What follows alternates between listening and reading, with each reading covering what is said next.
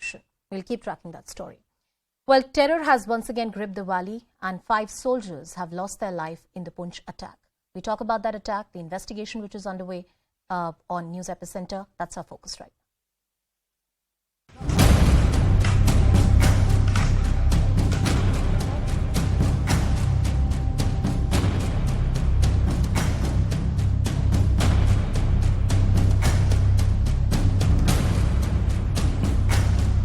बड़ी दर्दनाक घटना है, लेकिन अभी उन लोगों को मार तो गिराया जाएगा जल्द, इसमें कोई दो राय नहीं है। सेना और जो सुरक्षा बल हैं अपने अपने काम पर लगे हुए हैं। क्यों भारत माँ के वीर सपूतों के ऊपर इस तरह के कायर लोग हमला कर देते हैं?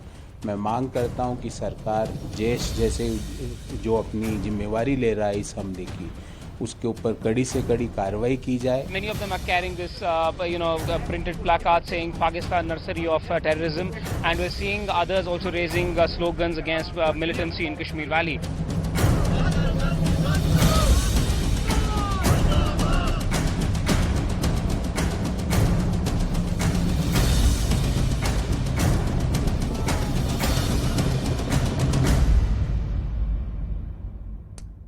And terror has once again gripped the valley after 5 soldiers were killed in Poonch during a routine counter-terror patrol.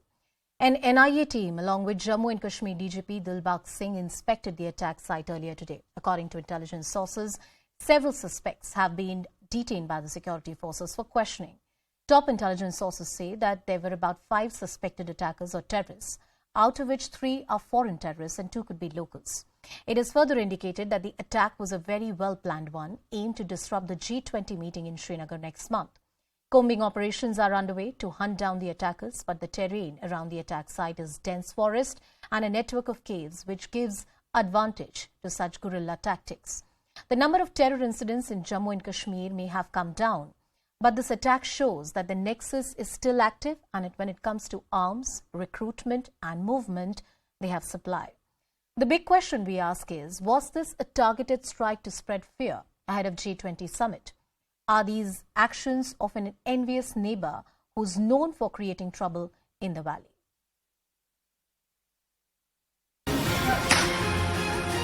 In the deadliest strike since Pulwama, 5 jawans were martyred in a terror ambush in the Poonch district of Jammu and Kashmir. Their families are devastated, distraught and inconsolable.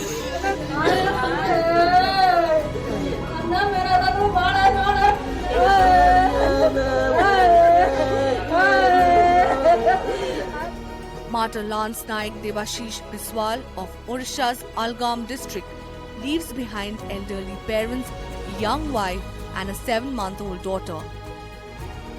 He laid down his life on Thursday as terrorists attacked an army vehicle while it was moving from Bimbar Gully to Sangiod in Poonch district.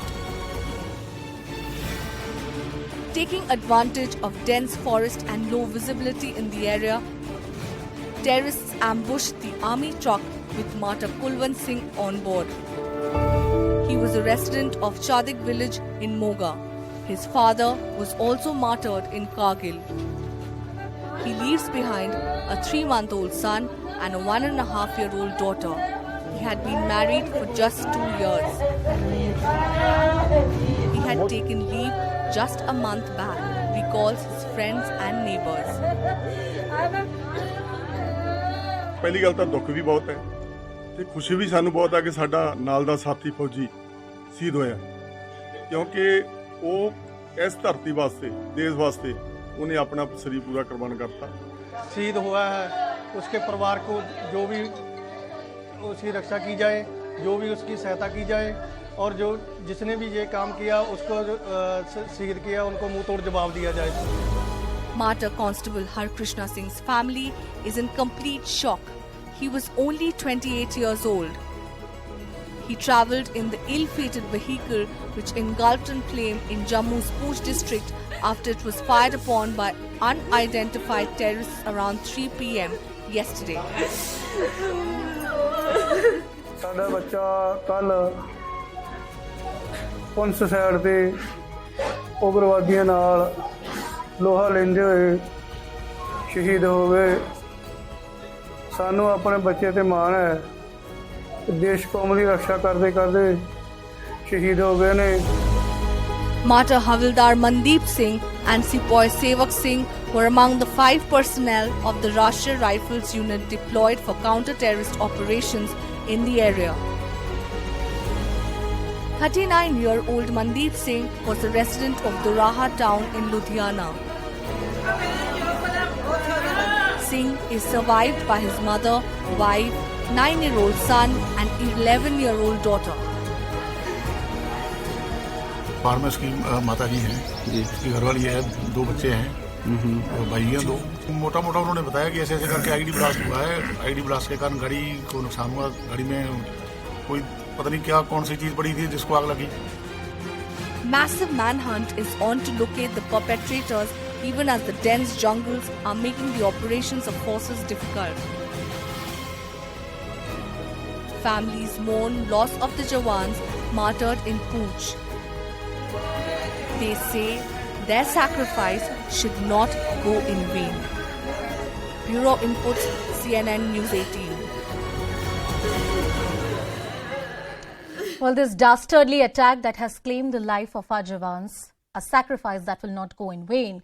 This is the long fight that India continues to fight in Jammu and Kashmir. The special status has been done away with. Terror attacks have come down, but that network will take some more time to be completely disrupted and disbanded. Well, joining us on the broadcast is our experts who will tell us more about the Poonch attack, what does it entail and what is the kind of messaging these terror elements are trying to put. Lieutenant General Dr. S.L. Narasimhan, Mr. S.P. Vaid, the former DGP of Jammu and Kashmir, Dr. Tarakanta, the former Director of the National Security Council Secretariat, are joining us on the broadcast. Good evening to all of you. Thank you so much for sparing time. Lieutenant General Narasimhan, coming to you first, sir. This terror attack and the timing of it, few weeks before the G20, what is the sort of messaging these elements are trying to put out? And more importantly, the modus operandi, the manner in which it has happened and the details that have come out in the public domain so far. What do they tell you about the attackers? What's your assessment, sir? Firstly, thank you for having me on this show. And secondly, my heartfelt condolences to the families of the martyrs who lost their lives yesterday in this dastardly attack. 2 things. One is, there was a ceasefire that was actually existing between India and Pakistan for a while. That seems to be that seems to have been put in the back burner with this particular incident. Second thing is that because yesterday I was told that the visibility was poor, there was thundering and lightning happening in that area. Yeah. That also would have probably increased the intensity of the damage that occurred to that vehicle and the people who are traveling in it. That is the second thing. Third thing is your reference to the G20 meeting that is going to be held in Srinagar sometime later. That, yes, there may be some aim to probably derail that meeting, but I think nobody should have any doubt that none of these is going to affect our resolution to hold these meetings there wherever it has been scheduled. The fourth thing is that the way the attack went, firing was reported. Also, a grenade has been thrown inside the vehicle is what is being told. So if that is the case, then it is a very well planned kind of an ambush which had taken place, which is not new in mountainous terrain in counterinsurgency operations, which is quite the way the attack is generally done. This is something that we need to be careful about, and we can be rest assured the security forces will be careful in handling the issues from here onwards, and also I'm sure the Indian Army will ensure that the loss of lives do not go in vain. Mr. S.P. Vaid, we spoke yesterday as well when this unfortunate news had come out. I was talking earlier with Mr. Narasimhan about the messaging that these terror elements are trying to put out, whether it's the overground workers, the underground workers, this terror nexus. It has been a very tedious task for the security forces to break down this network. To what extent we've been successful and what is still more left to do? Pakistan is in a bad shape economically and politically, yet the terror elements continue to have cross-border support. See, the issue is this. This is a low-cost option which any country can actually follow, because if you go for an all-out offensive, all-out kind of a conflict with another country, it is going to be extremely expensive. This is the low-cost option. That is one. Two, insurgencies all over the world, like this, what is happening, and the terrorist kind of actions that are happening in J&K. All over the world, they take a lot of resources, they take a lot of time and effort by the security forces to neutralize them over a period of time. It takes very long time. Look at our Northeast, it has taken from 1956 onward, it's still going on in some form. Many countries have suffered this. So what I am trying to convey is, this is a very, like you said, it is a very, very tedious process. It is an extremely slow, grinding kind of operation. As one figure, it takes 1,800 odd man hours to locate a terrorist. Far less neutralizing him subsequently. So it is that kind of effort that is required to be put in to neutralize this kind of a warfare. So what you're saying is right. It is slow, it is grinding, it is really, really demanding on the security forces. When I say security forces, it is the army, it is the police, everybody else put together. So it is going to be a very long drawn effort to control this particular kind of operation. Dr. Tara Karta, coming to you, various experts pointed out yesterday that because the security is very tight in the valley right now, in Kashmir right now, a lot of terror groups, their networks are shifting their base to Jammu and targeting sensitive regions. They're wanting to expand their base and their foothold in various regions of Jammu. Should the agencies be allowed? The thing is like this. Would definitely have. Yes. Dr. Tara. Yes. Yeah, I mean, given that the G20 meeting is coming up, the intel agencies as well as SF, everybody must be already on their toes. I think every single input would be carefully sifted through. And we saw actually since January, this area has become active. So there has been, though the level of, incidents are still low, they're still very, nowhere comparable to what it was in the worst years. But this area is definitely getting active. You know, what the problem I find is, is that we might, we go through the cycle, right? They attack and then we go through, like as General Narasimhan said, we go through the counter-terrorism, all that, and it takes lives. Our people's lives are being lost. But internationally, there is a sense that, this is what Pakistan does. That has to stop. We have to, however much we are shouting at the top of our voices, this is a terrorist-infested country, this is a country which has been doing this all this while, people have somehow become accustomed to the fact that this is how Pakistan is expected to behave. I don't know how we got here. It is unacceptable. A country which harbors such kind of operations is completely unacceptable. That is the bottom line. And especially when it uses terrorism so-called terrorism from India to justify its internal politics. You saw that also happening. When you had the DG ISI and people are not briefing the Chief Justice of Pakistan. A crucial G20 meeting is scheduled in Srinagar. Do you think that this entire terror attack and its shadows are going to affect the perception of the world? Because India has been trying to make efforts on the ground for development, for taking normalcy, as much as to the widest possible extent. All of those efforts on the ground in the public discourse, how would they be affected by this attack? I think this is, relatively speaking, this is very far away from Srinagar, right? It is nowhere, anywhere part of that area at all. Yeah, but in terms of creating perception. However, a fact that we have been suffering this for years, so that everybody knows. So I don't think it will adversely affect the G20 meeting at all. In that sense, unless they will continue to try, you have to expect that this will continue. This kind of incidents, they're going to try every target of opportunity that they get. Lieutenant General Narasimhan, unfortunately, as Dr. Tara pointed out, this is not the last attack that has happened. Our jawans have been sacrificing their lives for decades to keep the valley, Jammu and Kashmir region safe and secure. I asked this question once again on the broadcast today, to what extent we've been successful, and perhaps this is the last leg of the battle and how difficult it's going to be. You see, insurgency in Kashmir has been like a sine curve. It keeps going up and down. There is a period which was the peak, then it came down, it again went up. This is going on. Ultimately, what we need to understand is the solution to this has to be political. So that political thing, Pakistan has to play a major role in coming more than halfway to do this because they are the ones who are actually doing these kind of activities. So till the time that political solution comes, this is going to go on in some form or the other. The intensity may go up, intensity may come down, but we need to be prepared for a long drawn kind of a thing, and that is going to continue, and we need to handle this. That is the way I see it. Yeah, that's the way you see it. Mr. S.P. Ved, when it comes to the overground workers and the local support to these terror elements, this has been an uncomfortable reality, which has been always an open secret. And in fact, in the latest crackdown, a lot of overground workers and underground workers, or both of these elements were targeted. To what extent Indian authorities have been successfully able to disseminate or perhaps completely kill this network that has existed? I'm talking about the local support and to what extent it has been disbanded.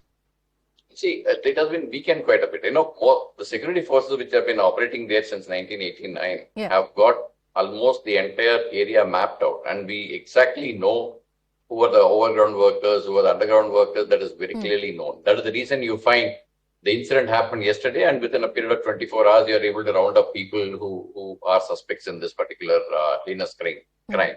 So that is a very well done thing. But the issue is that you also should probably notice that the support for this kind of a movement has come down quite a bit. If you take your mind back to 2010-11, there are a lot of these stone throwing incidents, etc., which happened because of the overground workers coming up and supporting this movement. That is no more there. So similarly, you will find the effectiveness of the overground workers is also reduced considerably. So I would say that to a major extent, this has been controlled. But I would say the underlying elements will continue to be there till the time the solution is found. Till a solution is found. And what that solution could look like? That solution, I told you, is a political solution that we need to be working at. At the moment, that is not possible till the time Pakistan stops this terror activities, which has been told very clearly by our foreign minister and the others. The issue is very simple.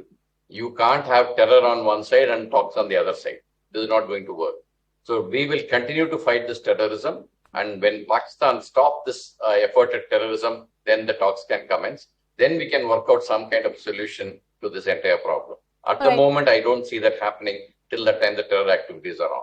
You don't see that happening. I have last 1 minute. Dr. Tara, coming to you and taking in last minute. To what extent can international pressure really help India? You rightly pointed out that there is a certain degree of brazenness or shamelessness when it comes to Pakistan and the kind of terror activities they breed on their own soil. The world knows about it and does nothing. But in the recent times, this has been bothering the world as well, with Pakistan facing international sanctions. International pressure, can it help come to the aid and help of India?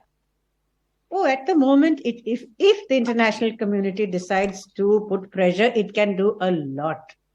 I mean, the main thing is that we are seeing is kind of the IMF loan, which is being withheld. But of course, that is for a different set of reasons, nothing to do with this, because Pakistan economy is in such bad shape. But you're also seeing, this cycle of the US walking away and then coming back. This is very difficult to fathom why they do that. There was a clear break from Pakistan, but they come back to Pakistan when they need it. China should. In fact, China has a problem with terrorism on its own soil. But overall, yes, the international community has a huge role to play. At this particular point, absolutely, yes. Dr. Tara, Mr. S.P. Ved, Lieutenant General Narasimhan, thank you all for joining us on the broadcast. And as I said in the beginning, 5 precious lives have been lost. This is a sacrifice that will not go in vain. And the work of development, restoring peace and normalcy in Jammu and Kashmir will continue to go on. Well, we track that and much more. With that, it's a wrap on this edition of News Epicenter. Thank you so much for watching.